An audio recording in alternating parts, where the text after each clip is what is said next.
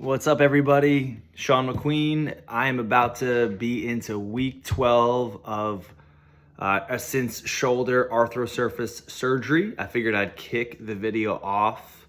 I will put a shirt on in a second, but kick the video off with a quick glimpse of current range of motion. Again, keep in perspective, this is my experience, my range of motion, and then I'll give you a rundown of what's been going on in life the past 5 weeks since our last check-in. So here's an update on flexion. So this is arms going overhead, abduction, arms out to the side, and then external rotation, arm going into rotation. Okay, so that's a quick visual. When initially I read all the information and watched all the videos on the surgery, and even spoke to the doctor, there was a big notion around the 12-week mark, and then that being kind of the cleared for strength training. I do see my doc this coming week for week 12. I honestly feel I'm about halfway or 60% there. Something he planted early on for me that I thought was really helpful to hear and acknowledge and expect or work through my expectations was range of motion before strength. Keep working range of motion. That being the primary goal, because if I start to strength train this shoulder and this side of the body while having limited range, I'm only going to get strong in a limited range. So still on that journey there. Let me quickly grab something real quick in the video. I should have better prepared to have it handy, but I just want to show a physical representation. So I'll step out of frame here for about 5 seconds and be right back to hammer a point home. So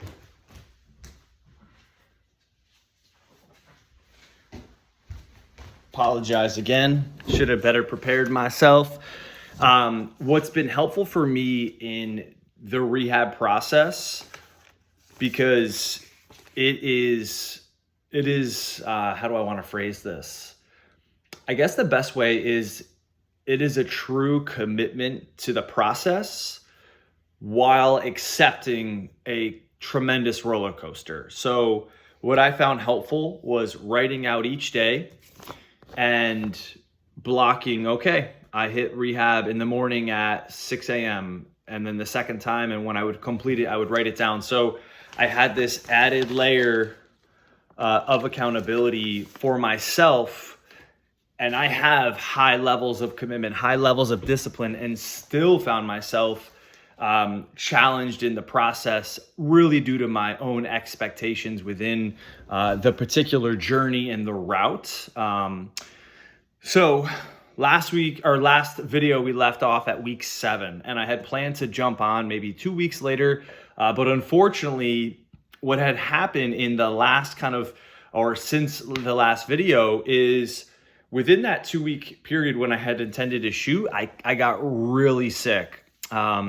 And to make a quick, brief story out of what occurred here is I ended up getting a double ear infection.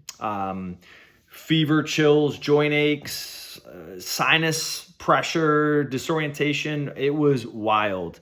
And it really knocked me down for about 4 good days.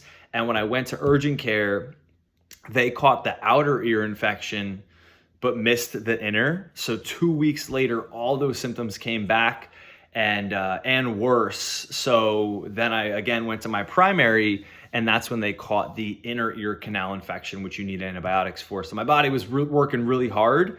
I'm proud that during that time when I just felt completely awful, my commitment to my rehab lowered from 3 sessions to 2. It was the most I could muster up. So it was a tough time period there. I lost any desire, obviously, to work out. My appetite had changed. So it was a unique hurdle thrown into the whole recovery rehab process that I can now kind of zoomed out, see my journey kind of looks like, or I should say has looked like, I kind of think I needed to hit that proverbial rock bottom mentally. I was feeling aspects of depression, frustration, upset right before I had gotten sick. And I'm looking back at it, probably again, a mismanagement of my own expectations. And honestly, if I'm just real raw, the tedious nature of rehab and seeing a little bit of progress. And then 3 hours later, when you go to do it again, it's like you've lost that progress and you're starting over again. And it plays with you and it weighs on you. And then just the unique hurdles that you experience along the journey that is recovery.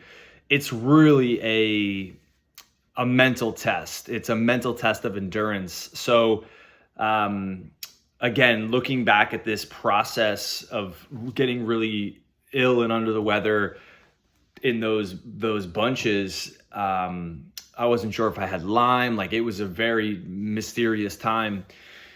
And the ear portion wasn't even really clear. And even in the gap when they missed the inner ear infection, I was like, I could not hear out of my right ear for 2 weeks. It was a strange and challenging time where had I mentioned like feeling like depressed. Well, this just literally took me right down all the way. And then coming out of it, whew, man, the immense gratitude, the gratitude to hear, the gratitude to move my body, to feel well again. So maybe again, putting myself in my own sort of funk with my headspace and stories and expectations, that was a necessary part of my journey. So we move on from that. I kind of written some notes down here just to kind of, things that I thought could be relevant. The unknown aspect within this entire journey of rehab and timelines and your body's response and the multiple pieces, the unknown is scary. It's a lot of questions come up, especially for me. Will I get my range of motion back? Will I get it all back? Most of it back? Some of it, more of it back? Am I doing the right things? Are these things working?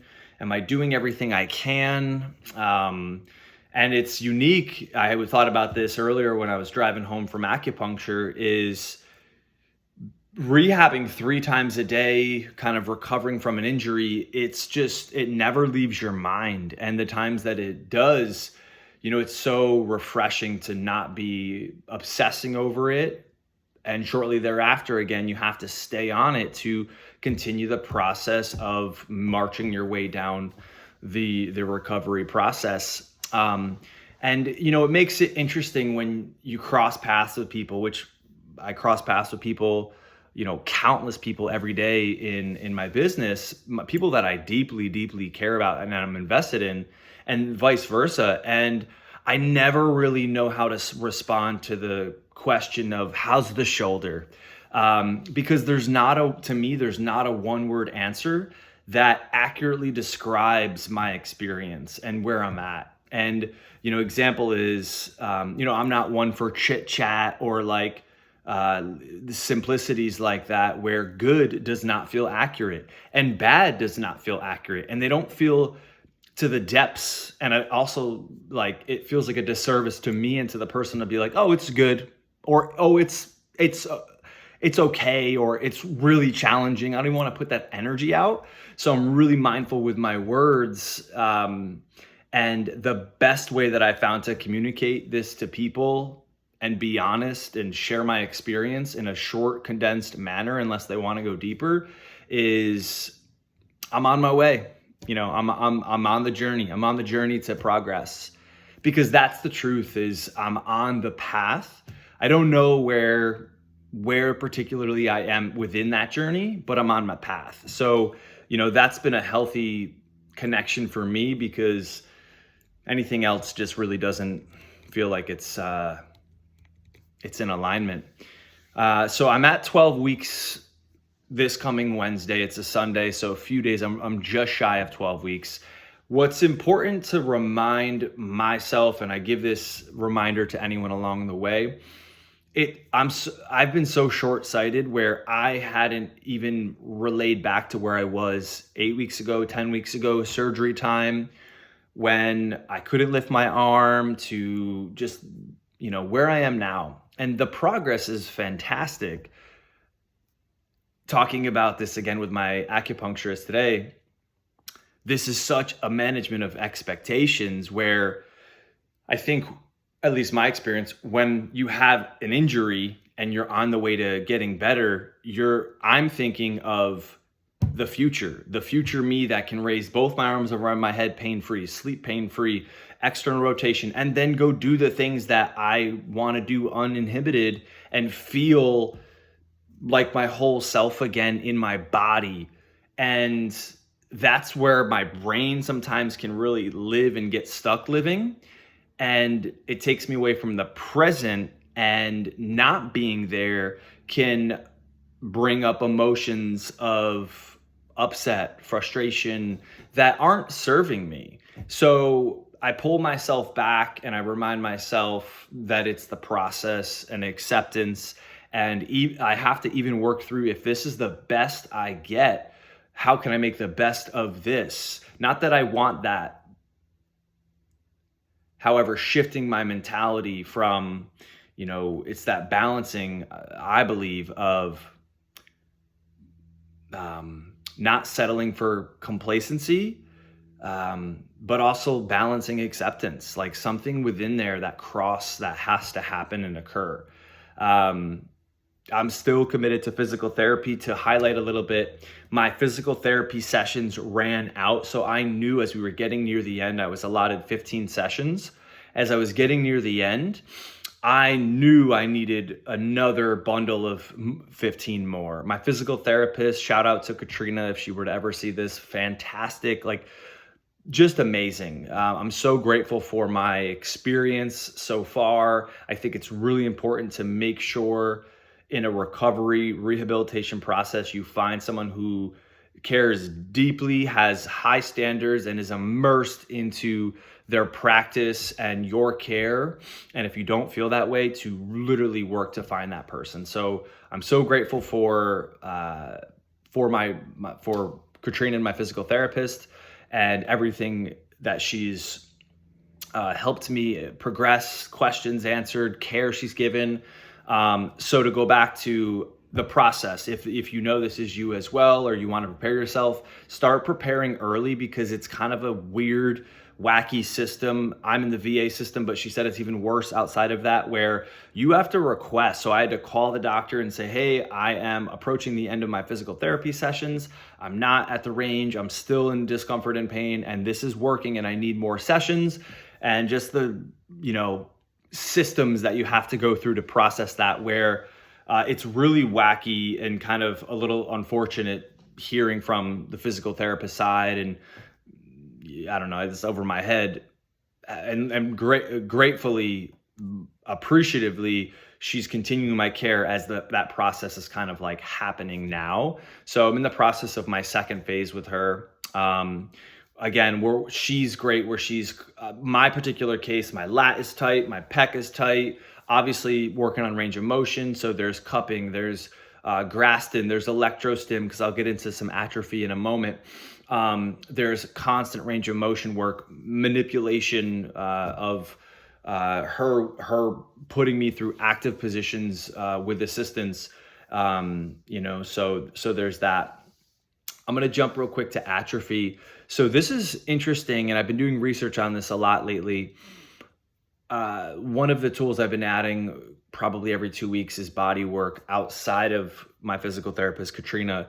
This gentleman named Dr. Nick, who's kind of well-versed in chiropractic, deep Graston, active release, cupping, and again, another ace in the hole for body work. And he had mentioned to me last time the deep atrophy on my infraspinatus, which is like a triangular shaped rotator cuff muscle in the back of your shoulder that is prominent in external rotation. Now, my doc did tell me the order of coming back range of motion intention is flexion, abduction, and last is external rotation. And Katrina even shared external rotation in all her clients and patients across a decade is the most troublesome and stubborn and hard and comes back the slowest and last.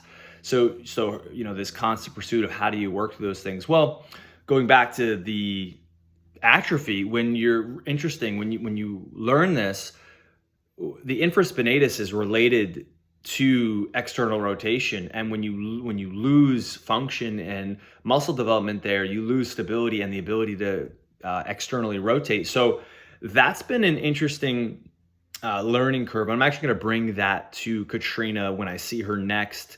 I've already begun doing some research on some little exercises because I'm not necessarily getting it firing. And if the things you're doing are not, there could be even something nerve related there that's a deeper rooted issue, because I had some atrophy before surgery. So again, the premise here is it's a very layered puzzle piece. It's not so black and white like I thought it was. You had surgery, when you're passed out, your doc takes you through all that range, and that's what you're going to get in a few short weeks. No. So that's been very interesting as well. So it's a very, very, very layered process, and just again taking it as it comes. Fitness and movement wise, again, when I was sick and I was unable to really work out or move my body for 2 weeks, and I was in a really dark place mentally, I was ill. When I came out of that and I was just able to feel like myself again in terms of general wellness and feeling what we know as normal, not ill and yourself, and can do these things, really appreciating them. The same happened for me for movement, where being a health and fitness coach for 12 years, being involved in fitness in general for 20, I realized I had created such rules for myself, even in this recovery process for fitness, that if I didn't necessarily hit those or perform those, not expectations, but example, like, okay, if I'm going to squat, it's got to be this heavy accessory work. If I'm going to, do some hinging, and I just had this formulaic method in my mind because I know that works and gets results. And sadness in terms of the loss of right now really not being able to at times work out in my group environment with my people. Sometimes it just doesn't agree with my body. It doesn't, the movements don't line up, even if I need to adjust. And to be in that environment, there is a part of me that is competitive with myself and really can push into that. And I really want to nurture the process of me that's recovering. And it's a shift in mentality of how to train right now and enjoy the process, where seeing this shoulder lose muscle, the back of it literally just gone, the backside, and really having to come to terms with acceptance with that. So fitness, coming out of being sick, I was just happy to move. If I could take a class at my gym and adjust, it was amazing to be in that environment with people, because there's nothing like it. And then when I was at the place where I do physical therapy, a gym is attached, removing the rules and being like, how do I get the best holistic, most full body workout here? Whether it be, I'm going to lunge, I'm going to do some upper body, lower body core, and kind of hit a couple variations of that. Or, okay, hey, it's going to be a little bodybuilding day, but keep it light and, for quality and just feel good. So moving to feel good was relevant and important part of my journey so far. And I think I have I don't want to project. I may have a longer way to go than I initially thought. And I'm working towards obviously accepting that and removing kind of any limitations I have on that. I've really built a strong support team around me. And that's not just in my significant other or my family, like not necessarily that. The support team being people who are nurturing in my care and rehabilitation and recovery process, from, seeing Katrina, my physical therapist, twice a week, to adding acupuncture every 2 weeks. I have this amazing acupuncturist, Daniel, who's very invested in my journey and wanted to know the whole stuff. So I sent him over my medical, backstory. And he was a part of me helping with my ear infection. And, obviously you can see the cupping and all the stuff we did today. And, again, next time we're just going to really focus on the scar, because there's a lot of, we're going to call it gunk or, tissue around that scar, which again can limit range of motion. So Daniel acupuncture, Katrina physical therapy, Dr. Nick in terms of Graston cupping, body work, another arsenal in the tool. And then there's just other layers, getting massage and, resources like that. And so building a network of people who can really help support this journey, who can help support the care. I think that's important to seek those people out and add them to nurture. And then of course, just people who are invested in your journey and care about your well-being. And I go back to before, I try to remind myself when somebody asks, how's your shoulder? They're asking from the most loving, caring place because they care about me. Now, my frustration of like, I'm not where I want to be, like, it's not fair for me to just dump that out on a human, and it's not appropriate. And that's for me to work through, and that's my journey. And then to really be honest and say, hey, I am, and then if it is, hey, real raw, I'm not where I want to be, but I'm working every day to get there. That's the truth. Or if I'm on the journey and I'm committed to my rehab process, great. And some might have more questions. Are you in pain? How's your range? Then we'll answer those questions. But most of the time it's just very kind of surface level, chit chat that kind of like gets it out there. There's a lot to be said that, in my opinion, that this is such a mental process. Nothing really has tested me, and I'm in the military, I did time there. This is right there with some of those challenges I experienced in my early, 20s. Because what you think you believe and what you believe you feel and what you feel you live, and then, man, really needing to be intentional about that, really needing to be intentional about managing expectations, committing to the process. Katrina would tell me she sees, I think, 60 people in a day, 5-6 days a week, or however many days that she works. And when you ask, how's your exercises going? Either most people don't do them or do them once a week, when you're really, it can be 10 to 20 minutes, 3 times a day. And I don't have time excuse. And, I understand, because it's at a process now where I'm not excited. I'm honest with you guys. I'm not excited to just jump in and do rehab. It's a emotional roller coaster of like, okay, I know this is contributing to a longer term goal. And right now it's like, it's not going to move the needle significantly like this. It's going to move it like a half an inch. But it's a longer term. It's like investing in compound interest. And I have to accept that and make time, prioritize it in my day, look at my day. There's times I wake up and if I let too many things get in the way, it's 9-10 o'clock and I haven't even done it yet. So it's like, for me, what's worked really well in the committing to the rehab process is like, within waking and getting coffee, make it one of the first things done in the first 30 minutes. And add my waking process, listening to something empowering and powerful as I'm doing my stretches and my exercises, which I'll share what they're looking like in a second. And just truly committing to the process, because I don't know where this journey is going to end up, range of motion and function wise. It was said to me, and I don't know if I shared this in the last video, one of my most beloved members, I really confided in him when I was in a dark place. It was probably around week 7, week 8, about where I was mentally. And he looked at me and he goes, those with scars teach those with wounds. And he'll never know really at the core what that did for me in the moment and how that has stayed with me. So Jeff, thank you so much for sharing that with me. Powerful, impactful, inspiring. And really, I truly believe that, where, these shoulders of mine and my commitment level are able to burden the ups and the downs and the roller coasters and all the turbulence, and take the lessons and the gifts, and whether that's sharing them back here and somebody is able to take something, or somebody is going through something similar, whatever it is, and to be a source of help, to be a source of contribution. I will absolutely do that. So the things real quick, let's talk about rehab.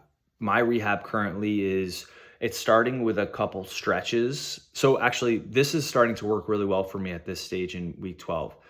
I was just jumping into my stretches and then doing my either strengthening or band strengthening, which I'll get to that in a second. And again, constant exploration. I said, Sean, maybe you think about it like this.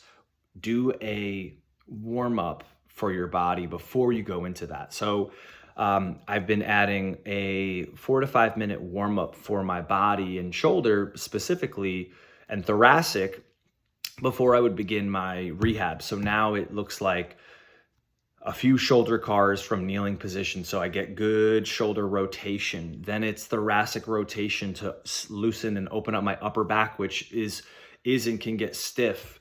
Some scap movement, ups and down scap push-ups, or just literally protract, retract, and just some motion there to actively engage it and think about it and work through it. Some pause shoulder taps for stability. And then some hip down to down dog push-ups. Not a push-up per se, but I'm really just slowly loading my body through some flexion before I get into my stretches. So I'll usually do that for 2 sets. Then I look at each rehab almost a little bit differently. So I think about it like, okay, you have A, B, and C. So a generic A version and they're all gonna start the same, is my range of motion flexibility work. And it's going to be two stretches for flexion, hands on a table, tuck my head under. Before I do that, I've been exploring, taking a plate and holding my arm, laying down, prone, working flexion. I'm currently exploring a band tied to something and I'm laying down and I have it here in PVC. So it's pulling my arm back into flexion, and I'll usually do that before. So again, 2 for flexion. I'll do a banded external rotation stretch that I added because again, it's such a laggard in my experience is I'm not getting great external rotation, and then I'll usually go internal rotation or the sleeper stretch last. So all of those are about 2 minutes. So that's my first 8 minutes. And then the next portion of A, B, and C are always different. So example, I might do some targeted work on the infraspinatus, very simple, very light, very slow and intentional exercises. And then the sessions always end the same with some band work. Right now it's extension, rows, external, and then internal rotation. So just the middle portion is changing. Another middle example might be because my resistance to say being pushed down is weak, or it was when it was last tested. So now I'm doing some slow negatives in a kneeling external rotation with like a 5 pound. I'll put a plate in my hand and really lower under a 10-second fashion in flexion and abduction. And that could be like a B example.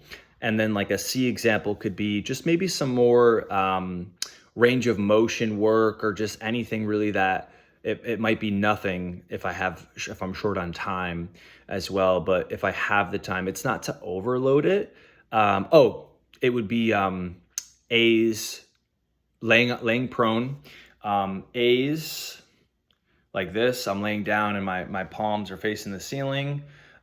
This is from Dr. Andrew Locke about really getting the scaps and the rhomboids and the rear delts.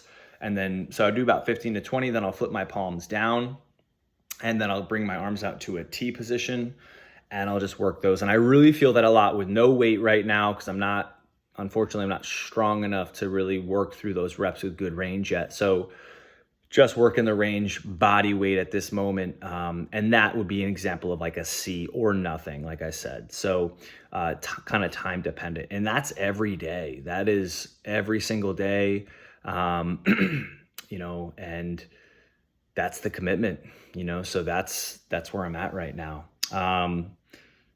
What's the last little bit I got? So again, next week, I got a big week. I did acupuncture today. Tomorrow I'll go see my physical therapist. Tuesday I'll go see the doctor. Friday I will go get body work, and then a couple weeks I will get Wednesday I go back to physical therapy as well, and then a couple weeks I'll go back and get another acupuncture session on my scar. So again, lining up my team to really help the process as I do my work. And last part, I'll kind of leave it at this. When I was leaving acupuncture today, Daniel was like, hey man, don't forget to pat yourself on the back. One, you're doing all the right things. You're eating well. You're not training on that shoulder early. You're committed to your rehab. You're exploring and committing to other avenues that are going to help your journey. And, you're doing it. So that's an important reminder. And it's, nice, again, someone else to kind of share that, because we can be tough on ourselves, and I know I can be tough on myself. So that is an update. I apologize for the gap there. I'll try to be better about the next one. So I'll update you guys with what the doc says. Because again, we're not at full range. So is he going to clear for strength training? And I'm sure I'm going to ask him like, hey, I don't have full range. So I'll entertain those questions there. I'll bring them to my PT tomorrow and then ask her, is there anything I should bring to my doc? I'll also probably get some measurements from her about my flexion, abduction, external rotation, internal rotation, and I'll bring them to my doctor, along with some questions or things that come up for me, maybe the infraspinatus atrophy, and just where do we go from here? And maybe the possibility of, if there's something going on there, nerve related, for him to test. So I'll keep you guys updated. Thanks for watching. And any questions, comments, leave them below, and I'll definitely get back to you. Have a great day.